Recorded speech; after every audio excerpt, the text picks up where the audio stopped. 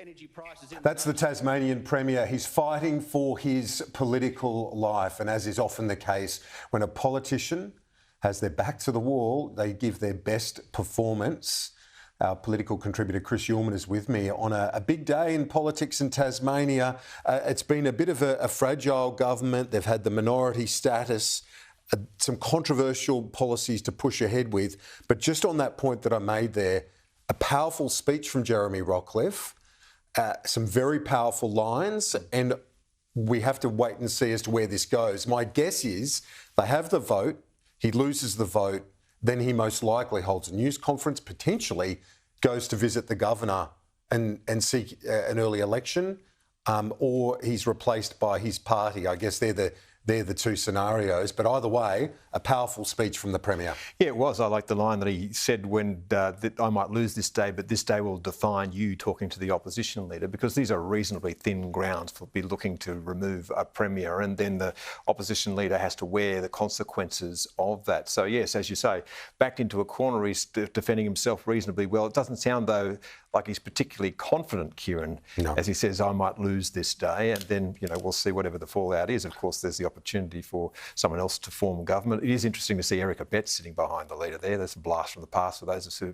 followed federal politics. Yeah, and Guy Barnett as well, another former federal member as well, next to Abetz. But to me, it looks like Dean Winter, the opposition leader, has backed the Macquarie Point AFL Stadium. So he's removed a political fight, a potential fight with the government over that very controversial stadium, because he backed it straight after the last election.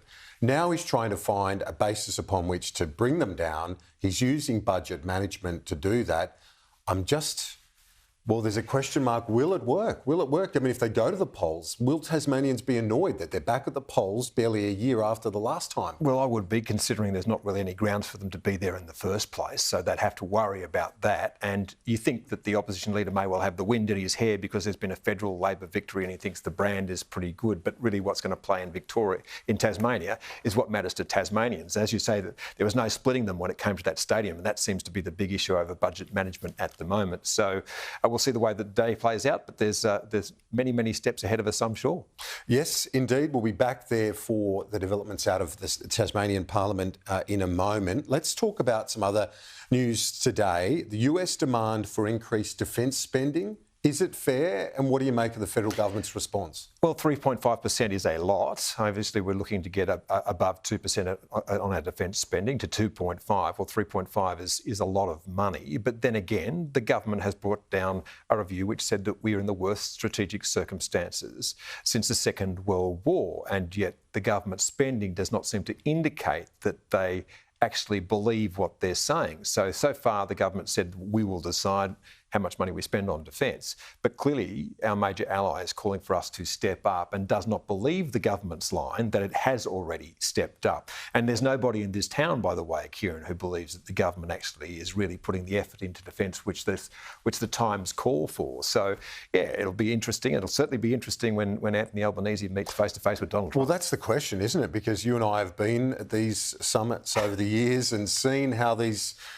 talks are held, and they're face-to-face. There's not a lot of room between them, but the cameras are in there. Yeah. And if there's some drama, it'll be on show, as we've seen recently with Zelensky, the South African leader. Trump likes to put the leader's feet to the fire when he meets with them. Well, the last place on earth I think you'd want to be now was in the Oval Office, answering questions to the media pack and Donald Trump just letting them stay. You know the way these things normally work. So if he goes to the G7, you'd normally have that little gaggle which would last for a minute or so while we made opening statements, and then they're out. But the rules are different under Donald Trump. And I'll never forget when we were in there together, when Scott Morrison was there, for half an hour with Trump, and he was getting on well with Morrison. And I asked Donald Trump a question about China. Mr. President, you think China's a threat or whatever it was? And Trump immediately turned to Scott Morrison and said, oh, Scott's got strong opinions on China. It looked like he was in a hostage video, because obviously he'd expressed those to Trump, but didn't particularly want to articulate them in front of cameras. And there's this sort of shuffling in the seat as he tried to work out what he was going to say. But look, there's a serious question here for the Australian government. If you actually believe that we are in the worst strategic circumstances since the Second World War, then your defence spending should reflect that, and it doesn't. Yeah. Well, yeah, exactly. And then the spend is down the track. So the big spend comes, but it's a long way down the track and not really fit for purpose if that threat is as real as they say it is. And just on the administration in the White House now more broadly, the dysfunction, I don't know if you can say that, it's certainly not as crazy as the first term in some of the decisions, but Musk slamming Trump's big, beautiful bill on the way out. Yeah, a disgusting abomination, he said on X overnight. And look, it is an extraordinary thing. Like, this is a bill that runs to 116 pages. And I note that one of the Republican they passed by one vote in the House of Representatives, and one of the representatives there said that she hadn't read it and wouldn't have voted for it if she had. So let's hope that more people in the House of Reps did. It's in the Senate at the moment, but it's got massive spending in it, and that's one of the real issues, I think, is, when you look at US government spending at the moment, it is way over the odds. It's, the deficit, I think, is around about 6% of GDP, about $1.9 trillion this financial year, heading towards a gross debt of $36 trillion. And you would think that Trump would want to rein that in. In fact, this up spending by $2.7 trillion through until 2034. It's got big tax cuts in it, but a very big boost to defence spending at well above $20 billion. And finally, on the approval of the Northwest Shelf, the extension of that development, what do you make of it? What does it say about the government's priorities in its second term? I think the government's being realistic about the fact that Australia is already an energy superpower and we want to stay one. Don't forget that Northwest Shelf is an extension of an existing project. It's an extension of the lease. It is not making the project any bigger.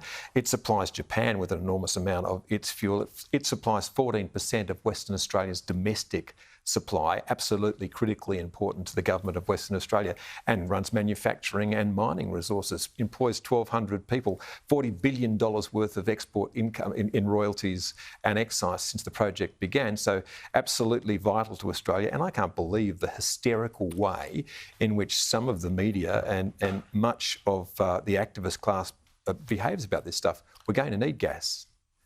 Chris Uhlmann, thank you. Appreciate it.